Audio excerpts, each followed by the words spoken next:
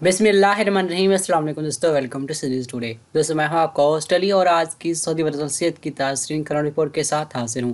दोस्तों आज की कोरोना की रिपोर्ट 2 मार्च 2021 की है और आज की रिपोर्ट के मुताबिक दोस्तों पिछले 24 घंटों के दौरान 302 नए कोरोना मरीज सामने आए, जो कि एक रिकॉर्ड कमी है अगर पिछले कुछ दिनों की निस्बत देखें तो।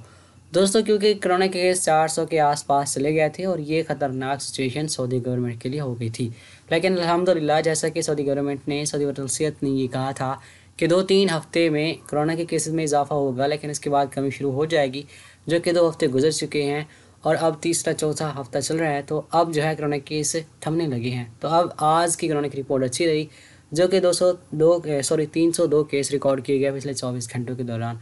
दोस्तों अगर पिछले 24 घंटों के दौरान बात करें रिकवरीज़ की तो वो तादाद 286 रही और पिछले 24 घंटों के दौरान 5 अफराद इस कोरोना की वजह से जान की बाजी हार चुके। इस वक्त दोस्तों अगर बात करें सिटी वाइज तो सिटी वाइज सबसे ज़्यादा केस मंतका रियाज से सामने आए, जिसकी तादाद 136 रही।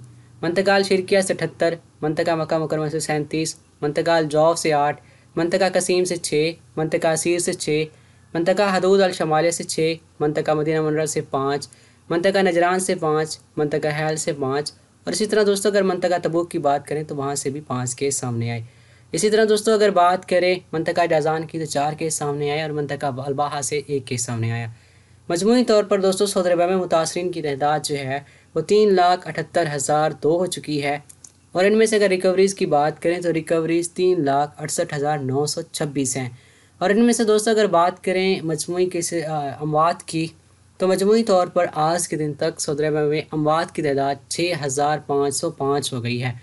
दोस्तों अगर बात करें एक्टिव केसेस की तो सऊदी अरब में इस वक्त 2,571 अफराद ज़ेर इलाज हैं और इनमें से 486 की हालत क्रिटिकल है। इंतहाई नगाशत के यूनिट में इन तमाम अफराद को ज़ेर इलाज रखा गया है।